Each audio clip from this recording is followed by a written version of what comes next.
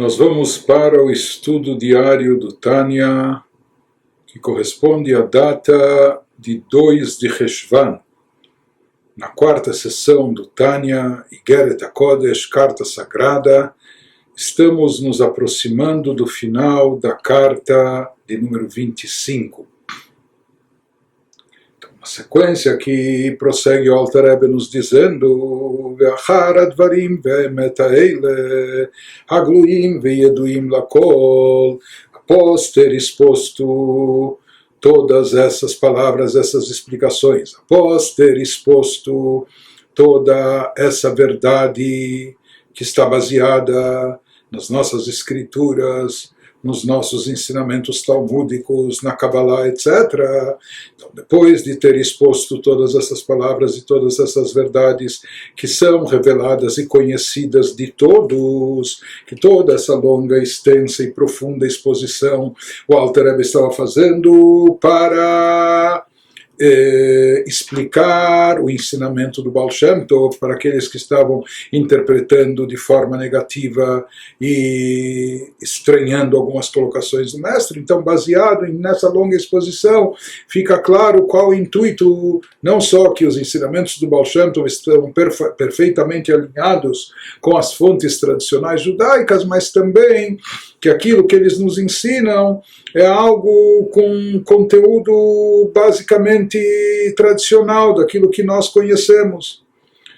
Diz o Alter Rebbe, depois de toda essa exposição, Nachzor Le'inyan Rishon, vamos voltar ao primeiro assunto que nós mencionamos no início da carta, Beinyan HaKas, Sheu Keoved Avodah Zarah, quando trouxemos das fontes dos nossos sábios, que é aquele que se acomete de ira, aquele que tem um acesso ao ataque de raiva, naquele instante é considerado como se ele estivesse servindo idolatria, conforme nós explicamos no início da carta. Por que isso se assemelha com a idolatria?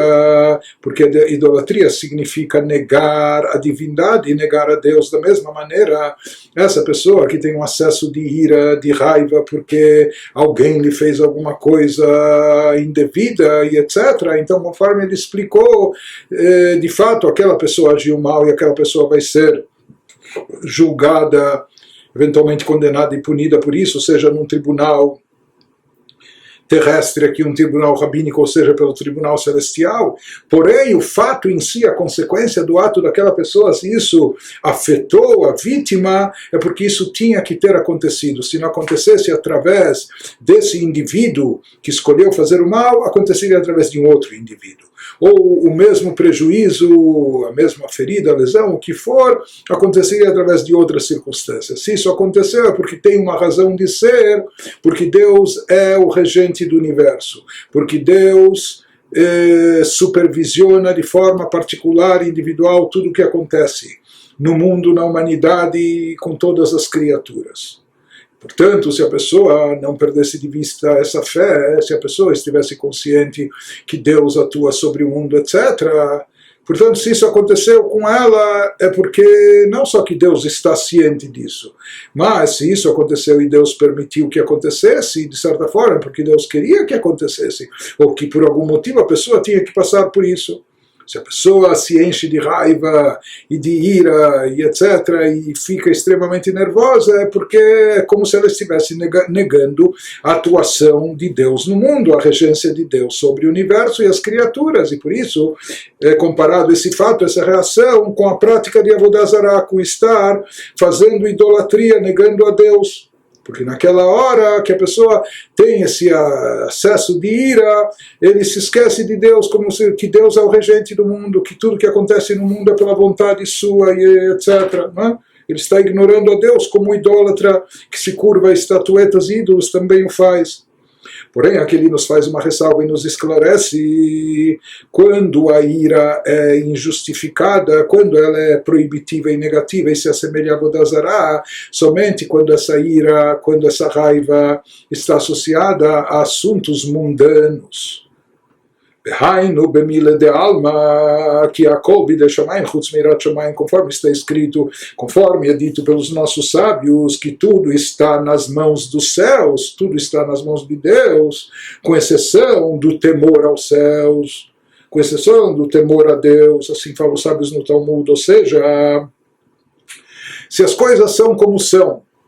Então, de fato, os nossos sábios dizem por que esse é rico e o outro é pobre, por que esse é alto e o outro é baixo, por que esse é mais inteligente, tem mais fácil percepção e esse é mais cabeça dura, etc.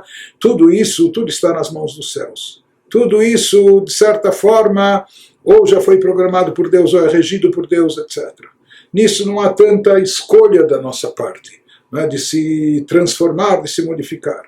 Porém, se há alguma coisa aqui na qual Deus não interfere e não foi previamente determinado, isso se encontra sob o arbítrio do ser humano, é o temor a Deus. Temor a Deus significa fazer o bem ou Deus nos livre o contrário. Tomar a decisão certa, optando pelo ético, pelo moral, pelo correto, pelo sagrado, ou fazer aquilo que parece mais conveniente, mais confortável, mais gostoso, mais atraente, etc. E assim por diante.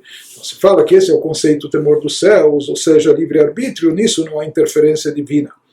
Ele nos fala em todas as outras questões, ou seja, questões mundanas. Então, por que ele me ofendeu, me envergonhou? Por que ele me constrangeu? Ou por que ele saiu ganhando mais e me lesou e eu tive prejuízo aqui financeiro? Todas essas questões, no fundo, tudo isso é regido por Deus. Se há um assunto no qual Deus não interfere, é aquilo que é referente, relativo ao temor a Deus, ou seja, as questões de prática do bem e o mal, decisão entre o bem e o mal, e a posterior execução daquilo que é derivado dessas decisões. Por isso ele nos diz, quando se trata de algo espiritual envolvido, se está em jogo aqui algo de cunho espiritual e sagrado, em assuntos celestiais, se a pessoa é colocada numa situação onde ele vê o outro prestes a cometer um ato ruim, ou ele vê o outro fazendo e transgredindo uma proibição da Torá, fazendo algo negativo, ou prejudicando, lesando o próximo, ou algo contra a vontade divina e assim por diante. Então aqui a ira é justificada se a pessoa, porque existe uma mitzvah aqui de repreender aquele que está fazendo mal e admoestá-lo, porque todos nós somos fiadores e avalistas uns dos outros, todos nós somos corresponsáveis pelas ações mútuas, etc. Por isso, se eu vejo alguém fazendo algo proibitivo e mal em termos espirituais, isso deve me enervar. Isso aqui, nesse caso, se fala que a ira é justificada, porque cabe a mim repreender o outro, e talvez justamente quando o outro ver o quanto isso me enerva, o quanto isso me tira do sério, ele vai sentir a gravidade daquilo que ele fez, e se ele perceber que isso não só nos irrita, mas isso nos causa ira, ele vai saber que está fazendo uma coisa muito mais negativa. Então, nesse caso, Lo Shayach Haitama de Amran não se aplica aquele motivo que nós dissemos acima, que aquela pessoa que se irrita ou que tem raiva, ele esquece da presença e atuação de Deus no mundo. Então, aqui nesse caso e circunstâncias, quando se trata de algo de interferir ou intervir em algo de cunho espiritual, esse motivo não se aplica. Como Shkatuv, como de fato nós encontramos nas próprias escrituras, no versículo bíblico, Vaiktsof Moshe, nos conta a Torá num determinado momento, assim está escrito no livro de Números, que Moshe se encolerizou, Moshe foi tomado de ira quando ele viu o povo de Israel fazendo algo errado. Vaiktsof Moshe se encheu de ira e demonstrou essa não só irritabilidade, mas essa ira, né, que lhe causou ver o povo de Israel transgredindo a vontade de Deus.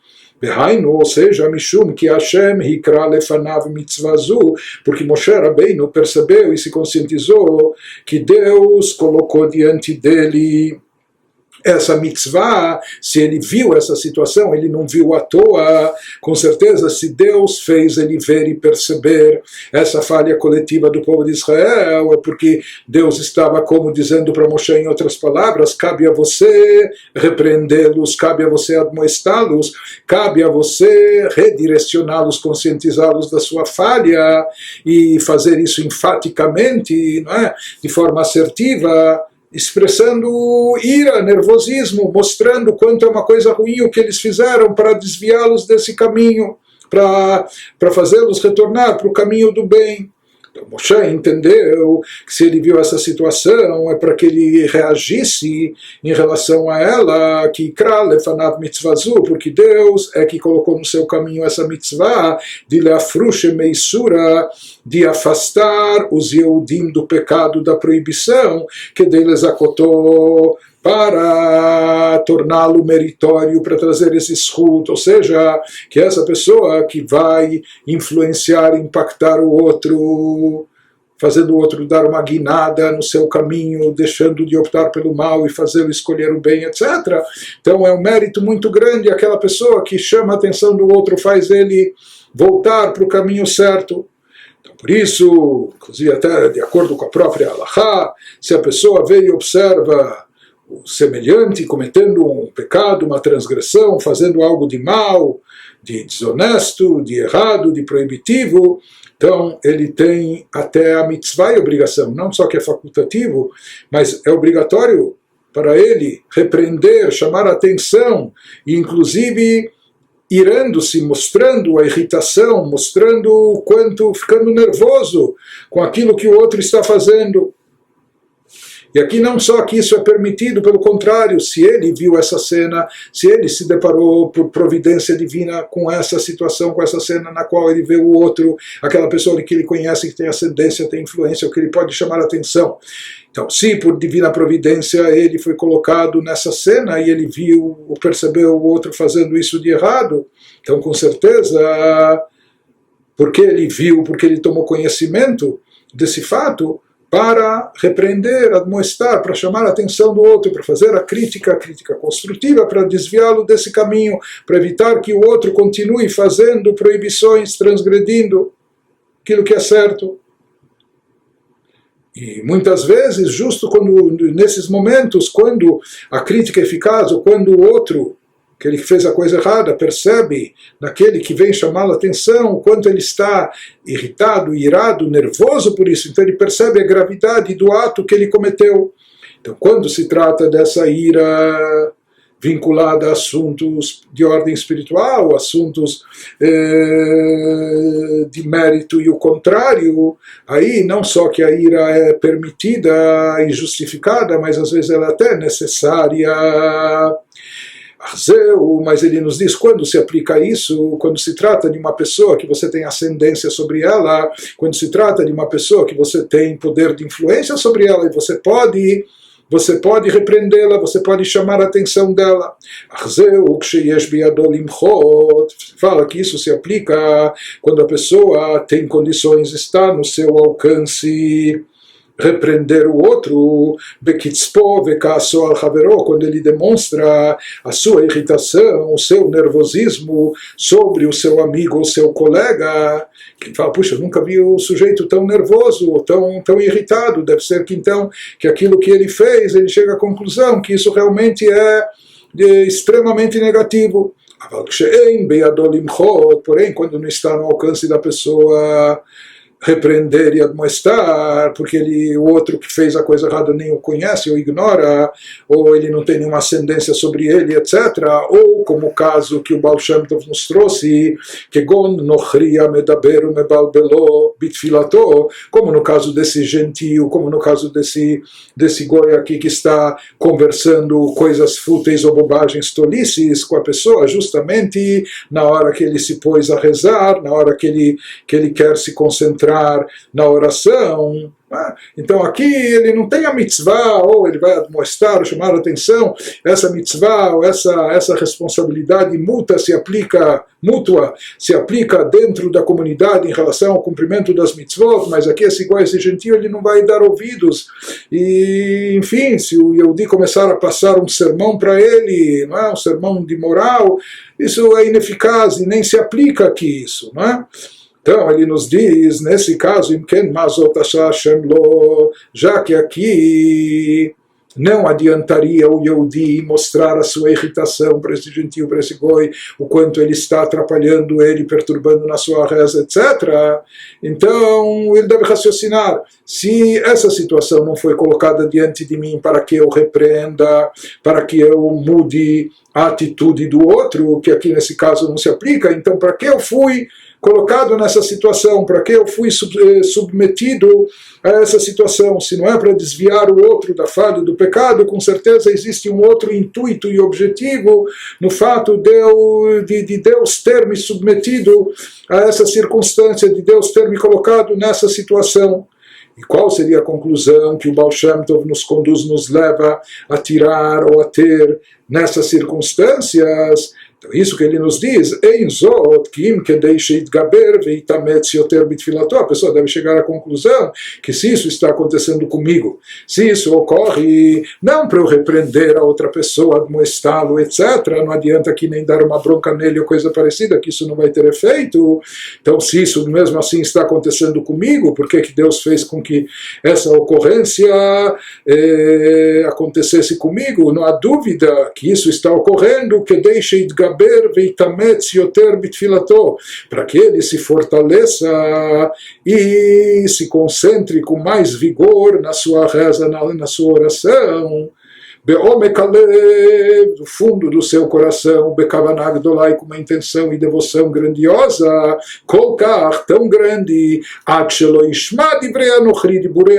tal ponto que não só que as palavras do gentio, do goi, não o incomodem, não perturbem, ele já nem vai escutar mais essas palavras, ele vai estar tão concentrado na oração, vai estar com tanta devoção do fundo do seu coração, assim ensinou Baal Shem Tov, que então ele já nem vai escutar mais essas palavras que o gentio, que o goi está dizendo para ele. Portanto, ele nos diz, uma vez que tudo, conforme o Baal Shem Tov explicava, é por divina providência, e providência individual, se eu fui submetido a essa situação e se isso está acontecendo comigo, isso deve ser um sinal de cima, que Deus quer que eu reze melhor, que eu me concentre mais ainda, que eu tenha mais devoção e mais intenção, de forma a não ouvir sequer aquilo, as vozes daquilo ou daquele que estão incomodando e perturbando. Não é tão fácil, não é? Colocar esses tampões de ouvido, tampões espirituais, ter tanta kavaná, ter tanta devoção, intenção, a ponto de não ouvir. Então, o próprio Alter Rebbe nos diz,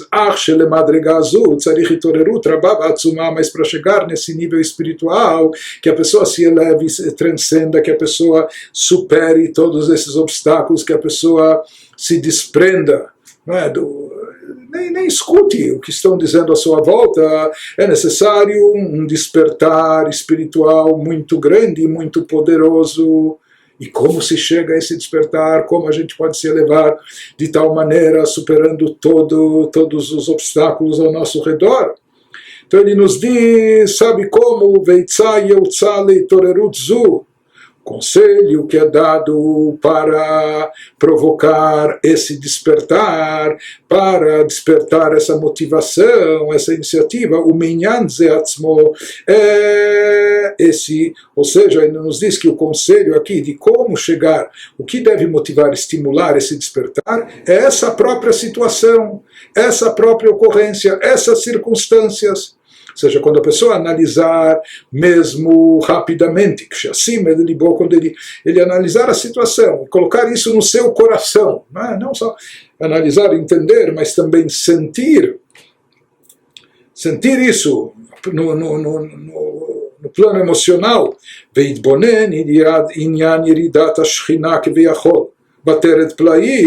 quando ele refletir sobre isso na descida da Shekhinah.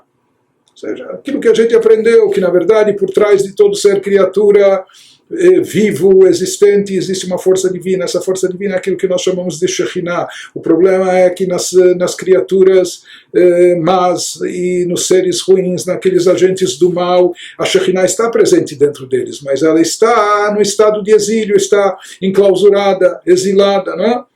O que ele nos diz, quando a pessoa refletir nisso, olhe como a Shekhinah descendeu, olhe a queda, a descida espiritual da própria Shekhinah, da revelação divina, Bateret Plaim, olhe como ela desceu tão intensamente, tão inferiormente, Leitlabesh Nitzotz Mehearata, fazendo que uma centelha, uma faísca da sua luz, que é uma luz, a luz da Shekhinah, divindade de mais alto calibre, de mais alto nível, mas fazer com que essa faísca desça de tal forma que um reflexo dele acabe chegando até nessa criatura que se opõe ao bem, se opõe a Kedushá, a santidade e a elevação.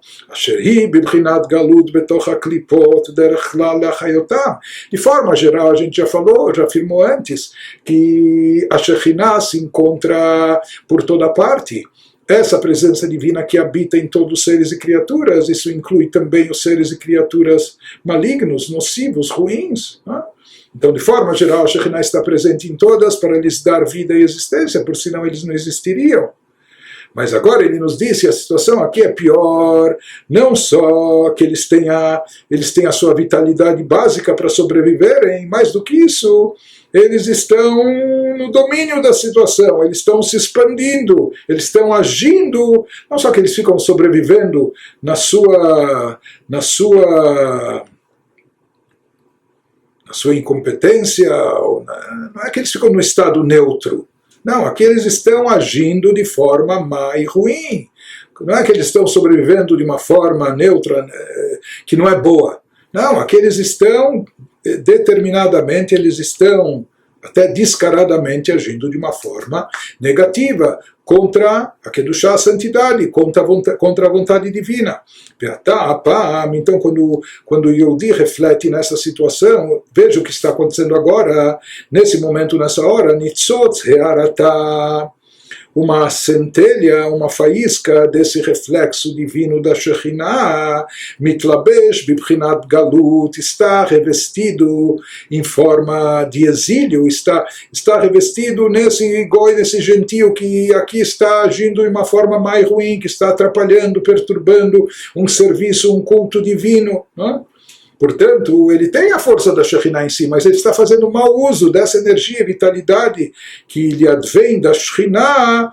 Ele está agindo mal, contrariando, agindo contra a santidade. Isso significa que essa centelha divina presente dentro dele se encontra enclausurada, se encontra exilada. Derech Prat, e de forma mais específica, não só que está enclausurada e presa dentro da sua alma, dentro da sua pessoa, mas particularmente na sua fala.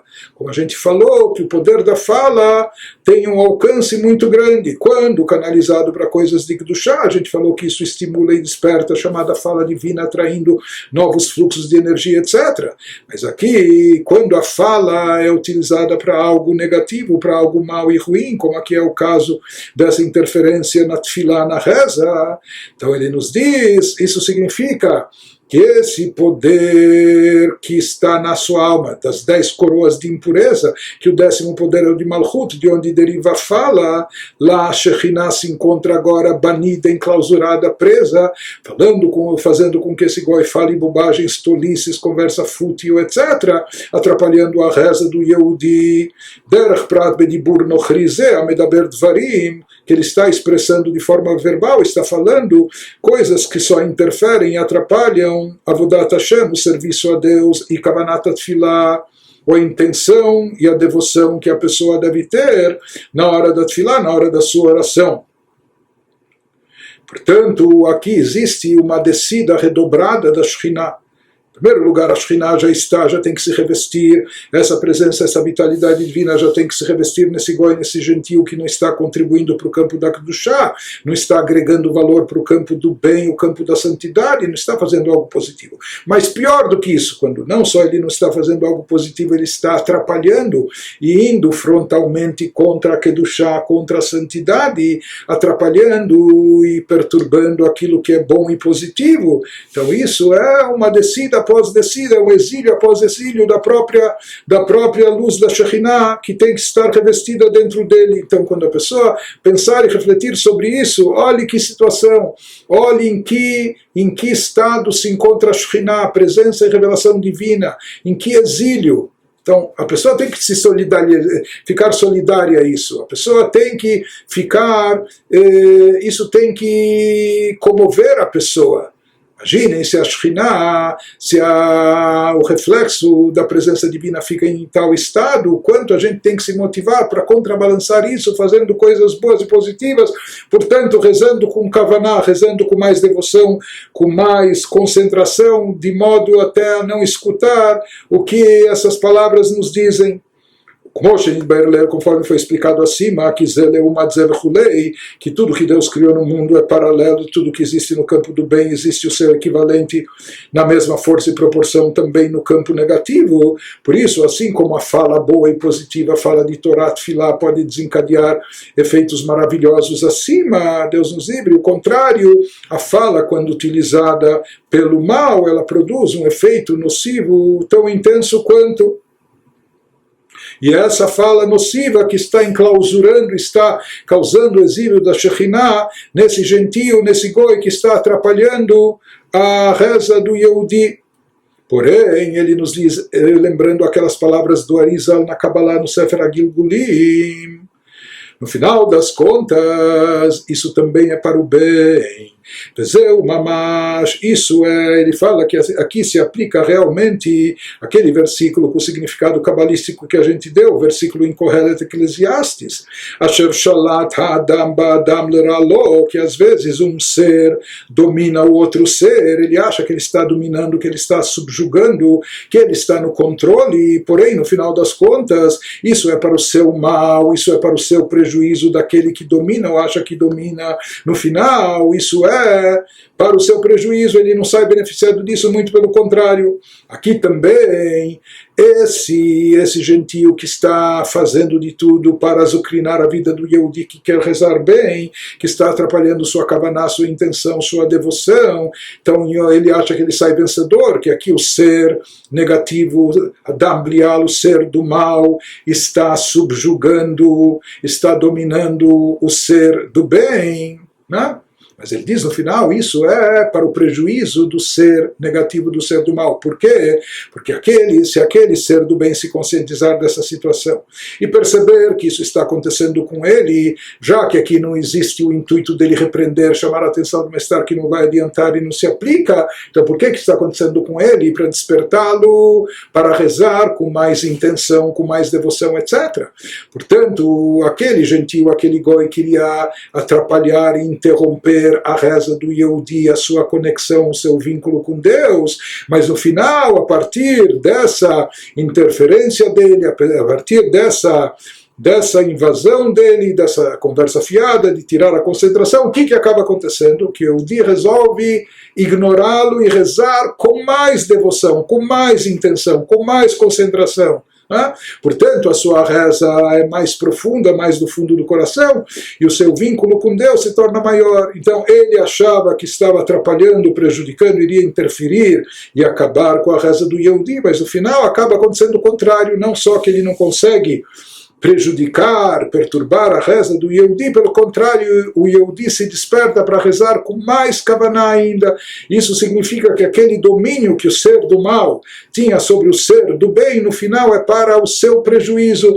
O ser do mal que achava que ele estava com o poder na mão, no final ele acaba prejudicado com isso, porque feitiço volta contra o feiticeiro, o efeito bumerangue, aquilo retorna contra ele e no final, em vez de prejudicar a Kedushá, a santidade aumenta mais ainda. Então, isso que ele nos diz,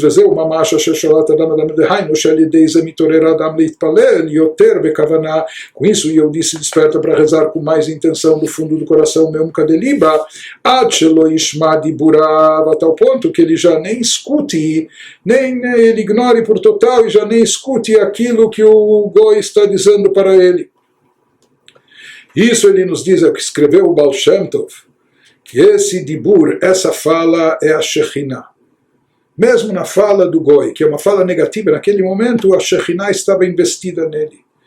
Então, na tradução literal de como os discípulos transcreveram naquela coletânea de ensinamentos, eles falavam que mesmo nesse Goi, paira a Shekhinah na hora da sua comunicação, naquilo que ele está falando. Continuando, o Baal Shem Tov nos esclarece que esse termo que ele utiliza, que sobre essas palavras do Goi e do Gentil que visavam interferir, atrapalhar a reza do Yehudi, naquela hora mesmo, naquele instante, o Yehudi deve, essa reflexão, essa meditação do Yehudi, puxa, eu não posso ficar impassível agora, eu tenho que reagir a essa situação, porque se a Shekhinah se encontra, se nessa situação, e essa situação veio para me despertar, se a Shekhinah se submeteu a tamanho rebaixamento, estando presente nessas palavras mal intencionadas do Goi e do Gentil, que querem atrapalhar a minha reza, eu preciso resgatar a Shekhinah, eu preciso dar uma virada nesse jogo,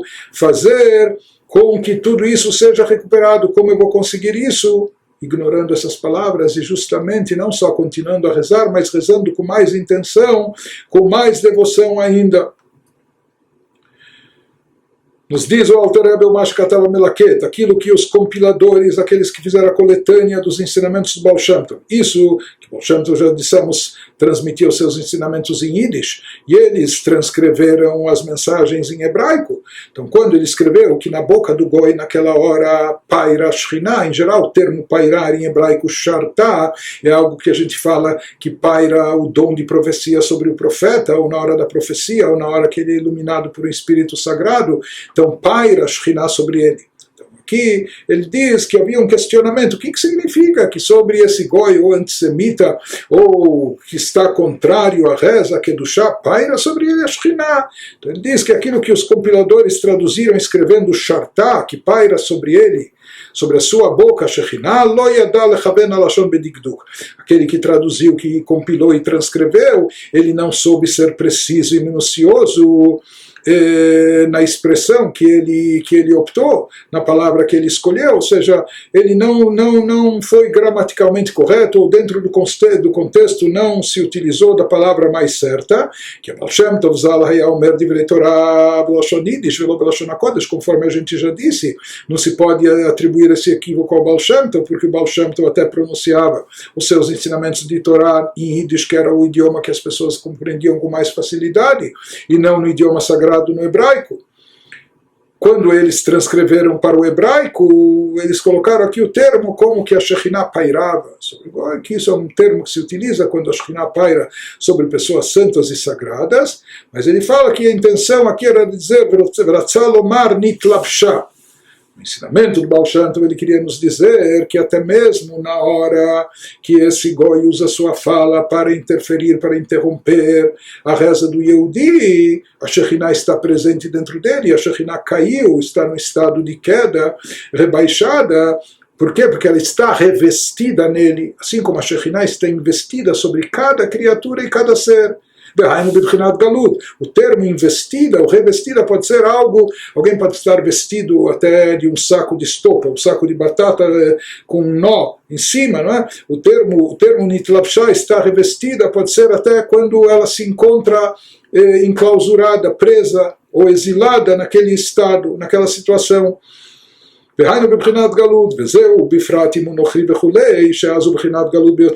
Isso é o que o Baal Shem Tov diz, é aquilo que é transcrito na sequência do ensinamento, principalmente quando aqui aquela pessoa que está incomodando, atrapalhando, se tratava do gentil, etc., que aqui não se aplica sobre ele a mitzvah de admoestação e repreendê-lo, que então isso representa um galut da Shekhinah, um rebaixamento da Shekhinah, maior ainda, mais baixo e inferior.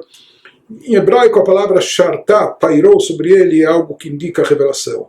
Quando um profeta tem uma revelação divina, quando um tzadik, uma pessoa elevada, capta alguma mensagem de cima, então se utiliza esse verbo shartá, pairou sobre ele, como revelou-se sobre ele essa luz divina.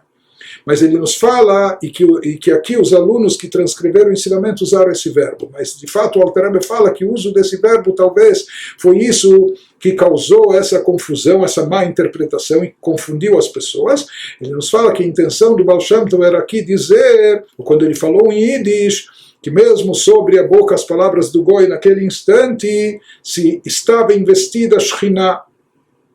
investida e revestida é através de vestimentas, camuflada, ocultando-a, condensando-a, encobrindo-a, etc. E daí se aplica esse verbo, ou seja, que a Shekhinah está revestida aqui, encoberta, oculta, portanto aqui se aplica esse verbo nessa situação. Isso deve despertar o sentimento e a motivação da pessoa para reagir, como o Baal Shem Tov disse, rezando ainda com mais kavanah. Mas de qualquer forma, diz o Alter Rebbe que aqui é uma questão semântica do verbo utilizado, etc. Em hebraico, se era shartá, pairou sobre ele, revelando-se sobre ele, ou se era nitlapshá, que foi revestida ou camuflada dentro dele. Ou seja, havia aqui, como há em todo ser e criatura, uma luz vital divina que dá existência e vitalidade àquela criatura, mesmo na hora que a pessoa está, mesmo na hora que aquela criatura está agindo mal ou agindo contra a vontade divina. Não é? E apenas que essa luz, que é derivada da Shekhinah, nessa criatura se encontra exilada, se encontra presa. Continua o Alter Rebbe e nos diz: Ve'en litmoa im nitzotz min he'arat Shekhinah nikra beshem Shekhinah. Um outro questionamento que poderia vir: como atribuir a Shekhinah? Por que é dito aqui que a Shekhinah, tudo bem, não é que ela paira e se revela nessa pessoa má e ruim na hora do seu ato negativo, mas sim que ela está revestida, investida nela, como revestida, encoberta. Mas aqui ele disse que a própria Shekhinah está revestida.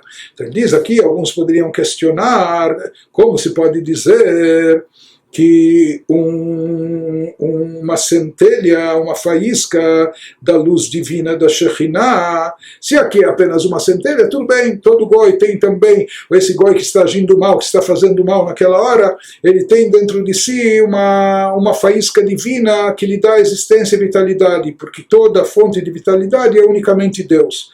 Mas como isso é chamado de Shekhinah? Shekhinah é um termo sagrado que indica a revelação divina elevada.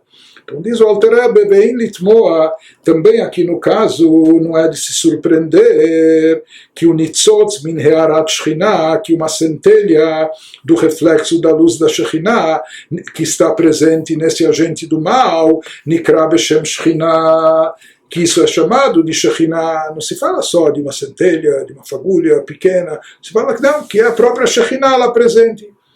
Ele fala, se é apenas um reflexo mínimo e diminuto e encoberto, que está presente nesse agente do mal, no caso aqui, nesse gentil que está atrapalhando a reza nas suas palavras, por que o Baal Shem Tov fala que se revestiu e investiu nele a Shekhinah? Então, aqui o Alter Rebbe vai nos dizer que na realidade toda manifestação divina leva o nome de Deus.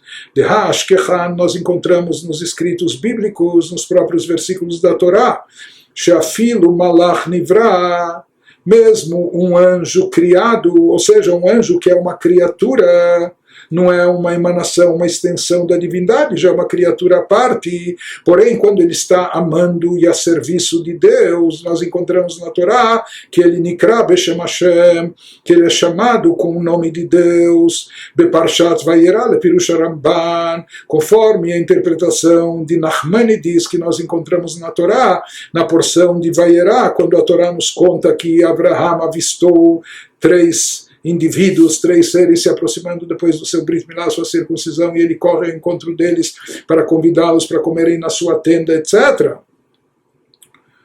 Então, existem diferentes interpretações. Alguns acham que Abraão os avistou vendo eles como seres humanos, como beduínos que estavam passando pelo deserto.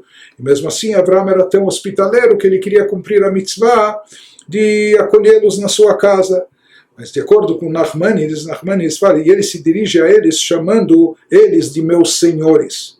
O termo meus senhores em hebraico, ele é lido e pronunciado da mesma forma como o nome de Deus. Existe um nome de Deus no qual a gente se refere a Deus como o Senhor do Universo. Então, de acordo com Nachmanides, ele explica que quando ele se dirigiu a eles, ele sabia que se tratavam de anjos, Abraham, e ele foi convidá-los para que entrassem na sua tenda.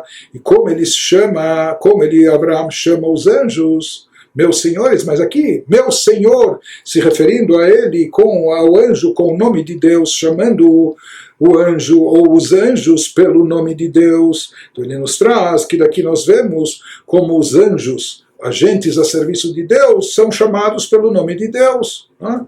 Ou, como a gente encontra também no Bereshit, no Gênesis, na Torá, no primeiro livro, ou com Oshkatuv, como a gente encontra também em relação a Hagar, a concubina de Abraham, que ela também tem uma revelação de um anjo quando estava no deserto, Batikra Shem Hashem Hadover Elea, que ela chama, que ela dá um nome de Deus àquele que se comunicou com ela, que falou com ela. Na verdade, não é que ela teve uma revelação direta de Deus, que Deus falou com ela de forma direta, foi um anjo que falou com ela, mas ela chama e denomina esse anjo com o nome de Deus, Vekahai Gavna Tuva, e assim a gente encontra também em diversos lugares, em muitos lugares, que o anjo ou a gente que está amando e a serviço de Deus, ele é chamado com o nome de Deus.